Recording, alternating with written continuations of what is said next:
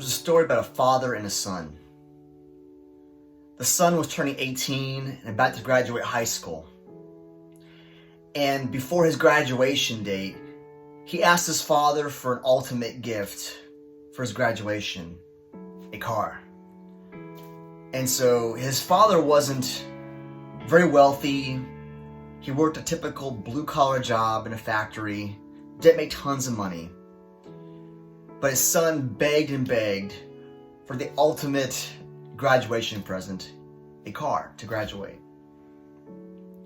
Well, the day came when his son finally graduated high school, and the family gathered together for a meal and had family and friends over to celebrate the son's accomplishment of graduating high school before he went off to college. So all the presents were opened, and the son received money and all kinds of different little gifts to celebrate his graduation. When it came for the father's turn, he gave his son a box. With great anticipation, the son looked at the box thinking this has to be it. There has to be some keys or a title to the car of my dreams. He was thinking that truck he's been wanting forever. Or maybe a Mercedes-Benz or a convertible. Something cool, something unique, something he can drive his friends in college around with. So his son quickly opens up the package, opens up the box, and there in the box lies a brown leather Bible with his son's name engraved in it. The son looks at the gift with confusion. He looks at his dad. He looks back down at the Bible in the box. And with frustration and tears in his eyes and anger in his heart, he yells at his dad, "Do you not know me at all? I begged you for a car, and this is what I get? A Bible? You're my dad. Do you not love me? Do you not care? This is my biggest accomplishment. I'm graduating high school, and you're giving me a dusty old Bible?" He puts the box down and storms out of the house. The father, heartbroken, watches his son leave the house, watches his son just throw that Bible down on the ground as if it's nothing.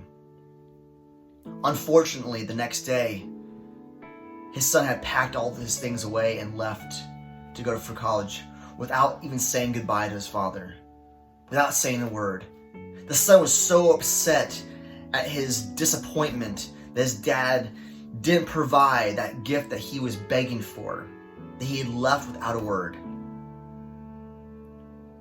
Years down the road, the son didn't talk to the father. Maybe on a rare occasion on a phone call, but their relationship was disconnected. It was gone. All because of one disappointment. The son didn't get what he wanted, what he desired. A few more years down the road, as the son became an adult, the father got deathly ill. And so his mother called the son to come visit the father in the hospital. And on his deathbed, the father held his son's hand and told him he loved him. He told him he's so sorry that his gift didn't mean anything to him, but that the gift means more than he realized. And that he loves his son more than anything and wants to give his son the world. And with his dying breath, his last few moments on this earth, his finger points at the table where that same Bible is resting. His father dead, and the son with deep grief and confusion of why his father would bring up the Bible once again. The symbol of their family discourse, the symbol of their disagreement and their disconnection for all those years. The son grieving of his father's loss, of his father's death, walks to the table where the Bible lays. He grabs the Bible, thumbs through the pages, and he finds a bookmark. He finds it on Matthew chapter 7.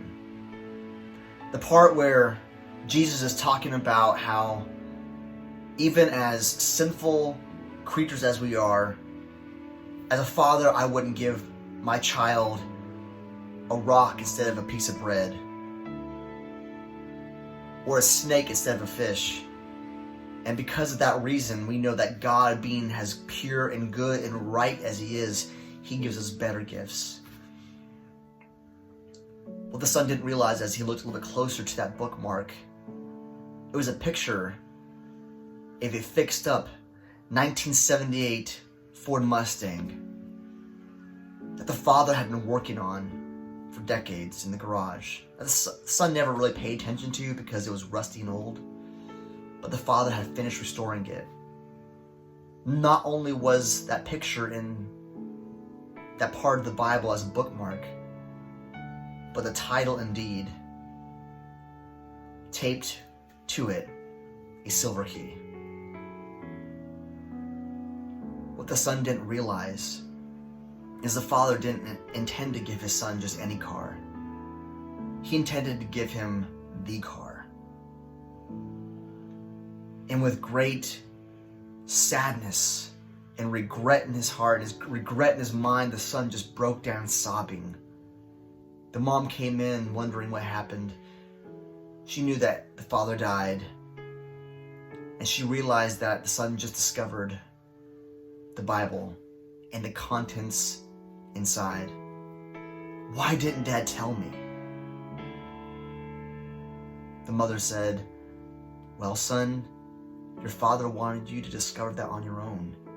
There was a lesson to be learned here. He wanted you to realize that the gift he was giving you wasn't just the gift of a car, but the gift of God and the gift of love and true connection. He didn't want you to lose your sight of what is truly valuable. See, the son, if he would have just opened up that Bible and thumbed through the pages back then, he would have realized that the gift his father had for him was greater than his vision of what he wanted for himself. So the moral of the story is simply this. Sometimes we think we want something so badly that if we don't get it, then God doesn't love us. God is just disappointing us, and he won't provide for our needs and our wants and our desires. And that's not the case. Many a time, God is like that father in the story who has something even greater for us that we're not seeing because we see things in our tunnel vision view of how we want it.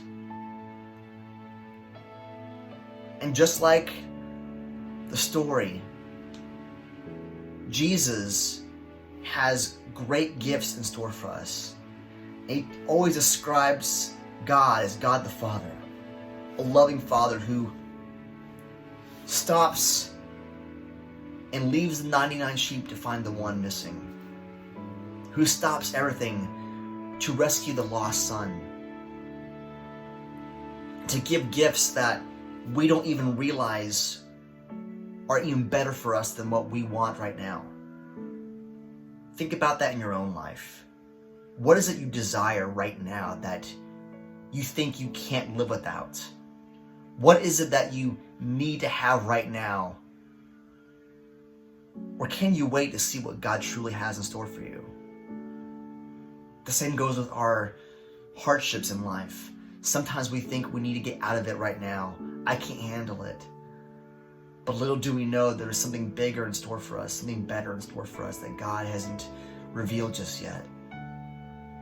Maybe it might take just thumbing through those pages of the Bible and discovering the truth for yourself.